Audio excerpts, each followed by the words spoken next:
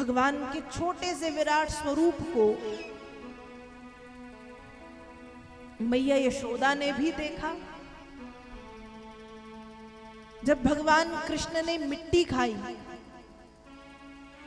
तो मैया कन्हैया से कहती है, लाला तूने मिट्टी खाई है? अब कन्हैया देखते ही देखते कह गए, नहीं मैया मैंने मिट्टी नहीं खाई। मैया यशोदा ने कहा, बताओ कितना बड़ा झूठा है, मैंने देखा कि इसने मिट्टी खाई है, लेकिन देखने के बाद भी कह रहा है कि मैंने मिट्टी नहीं खाई। आज तो मैं इसे पीटूंगी। कहा, कन्हैया तूने मिट्टी नहीं खाई? नहीं मैया मैंने नहीं खाई। ठीक है, अपना मुख खोलो। कन्हैया ने मुख खोला, और जब कन्हैया ने मुख खोला तो मिट्टी तो दिखाई नहीं दी। सैकड़ों पर्वत, हजारों नदियां, स्वयं समुद्र देवता, देवी देवता, ब्रह्मा ब्रह्माणी, शिव भवानी, सब कन्हैया के मुख में मैया ने देख लिया। और जैसे ही मैया ने कन्हैया के मुख में ये सब देखा, अंतरिक्ष देख लिया, पृथ्वी देख ली, पाताल लोक को देख लिया, समुद्र देख लिया, पर्वत श्रृंखलाएं देख ली, प्रकृति का सारा दर्शन कर लिया। उस समय मैया यशोदा के हाथ से छड़ी अपने आप छूट गई, हाथ जुड़ गए और नेत्र बंद हो गए। मैया भूल गई कि ये कन्हैया का मुख है या कोई तीर्थ क्षेत्र है जहां पर सब दर्शन एक साथ हो रहे। ये स्थिति थी मैया यशोदा की। और एक बार मैया कौशल्या ने देखा। मैया कौशल्या ने क्या देखा? राम जी छोटे से थे। मैया कौशल्या ने राम जी को स्नान इत्यादि कराया, दुग्ध पान कराया और झूले पे पालने में लिटा दिया। जब देखा कि राम लला सो गए हैं तो मैया सोचने लगी, अब जाकर के मैं भी थोड़ा सा पूजन कर लूं। कौशल्या मैया पूजन के लिए चली गई पूजन कक्ष में। अब मैया ने पूजन किया, पूजन के बाद भोग लगाया। भोग लगाने के बाद मैया मंदिर से बाहर आ गई, क्योंकि जब हम भगवान को भोग लगाएं तो थोड़ी देर के लिए उस स्थान से हट जाना चाहिए। आपने मंदिर में भी देखा होगा कि पुजारी जी जब भगवान को भोग लगाते हैं तो थोड़ी देर के लिए मंदिर का जो पर्दा है वो गिरा देते हैं। क्यों? अब जैसे हम ही हैं, किसी नए व्यक्ति के सामने जब हम भोजन करते हैं तो पेट भर नहीं खा पाते हैं क्या? संकोच होता है, कैसे खाएं। वैसे ही कहा, जब भगवान को भोग लगाओ तो थोड़ा सा मंदिर से आजू बाजू हो जाओ, हट जाओ। क्यों? क्योंकि भगवान को पता नहीं कैसे खाना है, गिरा के खाना है, फिर गिरा के पृथ्वी से उठा के फिर खाना है, गालों में लगा के खाना है, बालों में लगा के खाना है, कपड़ों में लगा लगा के खाना है, कैसे खाना है। इसलिए थोड़ा सा आजू बाजू हो जाओ, हट जाओ। तो मैया ने भोग लगाया और मैया वहां से हट गई। अब जब मैया वहां से हट गई भोग लगा के, तो राम जी पालने में सो रहे थे, लेकिन राम जी घुटैया चल कर के मंदिर में पहुंच गए और जो भोग की थाल रखी थी उस भोग की थाल में से कुछ भोग उठा करके पाने लगी। मैया कौशल्या आई, जैसे ही मंदिर में पर्दे को हटाया और देखा तो राम भोग पा रहे हैं भगवान की थाल से। मैया ने कहा, अभी मैं पालने के पास से आई हूं, मैंने देखा कि राम तो पालने में सो रहे थे, लेकिन अचानक मंदिर में राम कैसे? हो सकता है दूर से देख रही हैं, हो सकता है भरत हो सकता है लक्ष्मण हो, लेकिन नहीं, ये तो राम की तरह ही पोशाक पहना हुआ है, राम की तरह ही श्रृंगार किया हुआ है, ये राम ही है क्या? कहीं राम उठ तो नहीं गए? फिर पालने तक गई तो पालने में राम जी सोते हुए दिखाई दिए। मंदिर में आई तो राम भोग पाते हुए दिखाई दिए। और मानस में बाबा तुलसीदास जी लिखते हैं, इहा उहा दुई बालक देखा, इहा उहा दुई बालक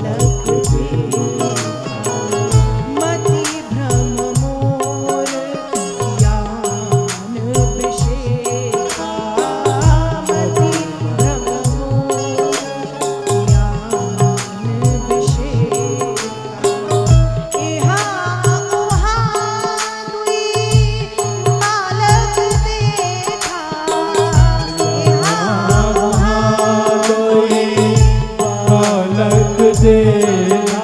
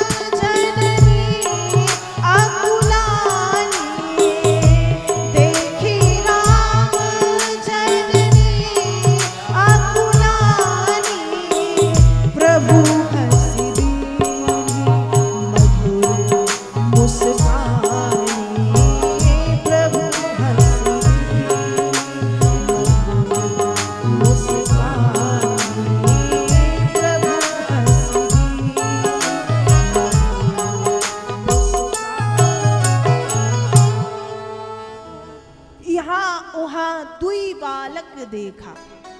मैया ने दो राम जी देख लिए, 2 राम जी देखे। एक राम पालने में लेटे हैं और बड़ी गहरी नींद में सो रहे हैं कि उठाने से भी ना उठे, इतनी गहरी नींद। और दूसरे राम मंदिर के भोग की थाल में से भोग पा रहे हैं। यहाँ वहां 2 बालक देखा, 2 राम जी देख लिए। अब जब 2 राम देखे तो मति भ्रम मोर, मैया सोच रही है ये मेरी बुद्धि का भ्रम है कि राम में ही कुछ विशेषता है। देखी राम जननी अकुलानी, प्रभु हंसी दीन मधुर मुस्कानी। जैसे ही मैया ने सोचा कि क्या ये मेरा बुद्धि का भ्रम है। और दूसरी बात सोचिए कि क्या राम में कुछ विशेषता है।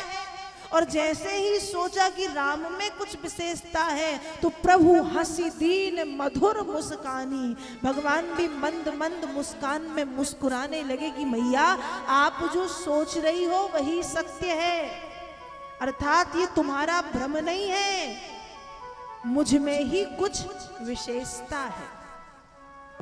और जब मैया कौशल्या ने ये दृश्य देखा, छोटी सी लीला है प्रभु की विराट स्वरूप की, 2 राम जी देख लिए तो मैया की बुद्धि में भ्रम उत्पन्न हो गया। मैया घबरा गई, मैया सोच में पड़ गई कि क्या है। तो कहने का मतलब है कि जिसने भी भगवान के विराट स्वरूप को देखा है, चाहे वो अर्जुन हो कुरुक्षेत्र के मैदान में, चाहे वो मैया यशोदा हो और चाहे वो अयोध्या में मैया कौशल्या हो, किसी की बुद्धि में भ्रम आ गया, किसी की बुद्धि ने काम ही करना बंद कर दिया और किसी के शरीर से पसीने छूट गए, आंखों में आंसू आ गए, नेत्रों में आंसुओं की अविरल धारा प्रवाहित हो गई आंखों से, जिसने भी भगवान के रूप को देखा है।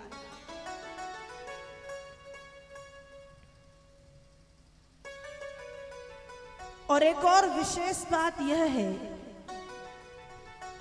कि भगवान ने जिसे भी अपना विराट स्वरूप दिखाया, भगवान ने जिसे भी अपना विराट स्वरूप दिखाया है, सबकी बुद्धि से वो विराट स्वरूप वाली जो मेमोरी है वो डिलीट कर दी, वो मेमोरी प्रभु ने हटा दी। जैसे अर्जुन ने देखा, थोड़ी देर के बाद अर्जुन भूल गए कि मैंने कुछ देखा। यशोदा मैया ने देखा, मैया भी भूल गई कि मैंने कुछ देखा। लेकिन मैया कौशल्या की मेमोरी से प्रभु ने वो विराट स्वरूप वाला जो दृश्य है वो डिलीट नहीं किया, हटाया नहीं। क्यों? इसलिए नहीं हटाया क्योंकि भगवान जानते हैं कि आगे चल करके मुझे 14 वर्ष के लिए वनवास जाना है। और यदि मैया कौशल्या को यह बात पता नहीं होगी कि राम में कुछ विशेषता है तो मैया घबरा जाएगी, मैया रोएगी, मैया मुझे जाने नहीं देंगी। लेकिन यदि मैया को पता होगा कि राम कुछ विशेष कार्य के लिए आए हैं तो मैया प्रसन्नता से मुझे चले जाने देंगी। इसलिए मैया कौशल्या की बुद्धि से उस विराट स्वरूप की जो एक याद है उसे मिटाया नहीं, उसे रहने दिया। तो भागवत जी में इस तरह से भगवान के विराट स्वरूप का वर्णन व्यास जी करते हैं। जिसने भी भगवान के विराट स्वरूप को देखा है, आपने सुना कि किसकी कैसी अवस्था हुई। भागवत जी के प्रथम स्कंद में भगवान के 23 अवतारों का वर्णन मिलता है। 23 अवतार भगवान ने धराधाम पर धारण किए। वेद व्यास जी लिखते हैं कि भगवान ने 23 अवतार धारण किए, लेकिन अवतारा असंख्येया हरेर सत्वनिधेर द्विजा यथा विदहसिनः कुल्या सरसास्यु सहस्रसा।